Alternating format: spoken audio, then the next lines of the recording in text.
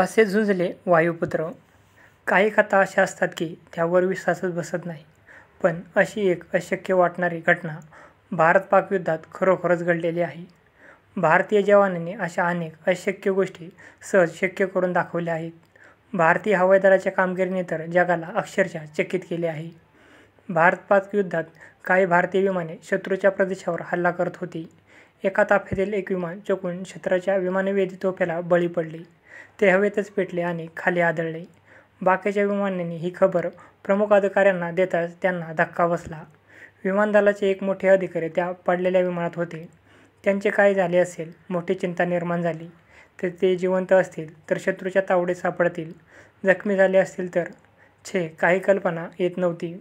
परंतु असा विचार करण्यात वेळ न घालवता तातडीने निर्णय घेण्यात आला.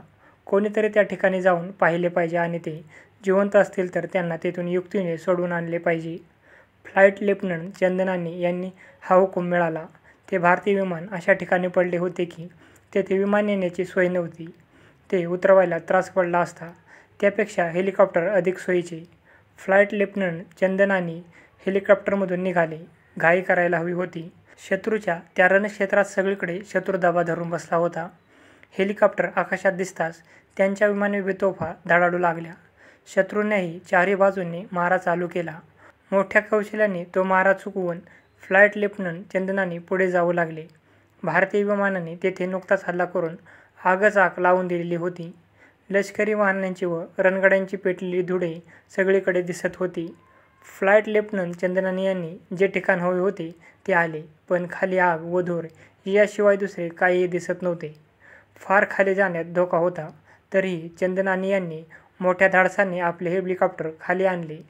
आपले भारतीय विमान जळत असलेले त्यांना दिसले. त्यांनी ओळखले की आता घाई करायला हवी. शत्रूच्या ध्यानात येण्यापूर्वीच सारी कामे आवरायला हवीत. त्यांनी मोठ्या कौशल्याने आपले हेलिकॉप्टर खाली उतरवले. जरा कानोसा घेतला. पाक विमानवेधी तोफेचा गोळा लागलेल्या ज्या विमानाने पेट घेतला होता ते आजूबाजूला जाऊन पडले होते. त्या विमानाचे पुढे काय झाले हे पाहायला शत्रूला वेळ नव्हता. त्याला वाटले होते ज्या अर्थी विमान पेटले आहे त्या अर्थी वैमानिक जळून मरणार. तेव्हा जाऊन पाहायचे कशाला? चंदनानी त्या विमानाजवळ गेले. विमानाचे जळके भाग सगळीकडे विखुरलेले होते. त्या जळत्या अवशेषात त्यांना वैमानिक पडलेला दिसला. तो केव्हाच मरण पावला होता. एवढ्यात त्यांना विव्हाळण्याचा आवाज ऐकू आला. पाहतात तो कॉकपिटमध्ये अजूनही कोणतरी होते. तेच ते मोठे अधिकारी असावेत म्हणून चंदनानी यांनी चटकन पुढे गेले. मोठ्या सावधगिरीने त्या जखमी अधिकाऱ्यांना उचलून हेलिकॉप्टरमध्ये ठेवले. ते अधिकारी भयंकर भाजलेले होते, पण अजून जिवंत होते. एवढ्यात शत्रूला चाहूल लागली.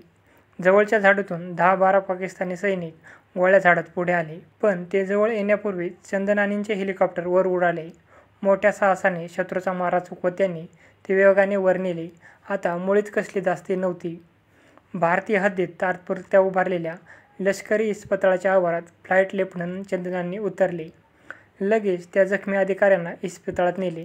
त्यांच्यावर ताबडतोब उपचार सुरू झाले. शूरवीर चंदनानी यांना आपला जीव धोक्यात घालून एक प्राण वाचवला होता. त्यांच्या या महान पराक्रमाला खरोखर तोड नाही.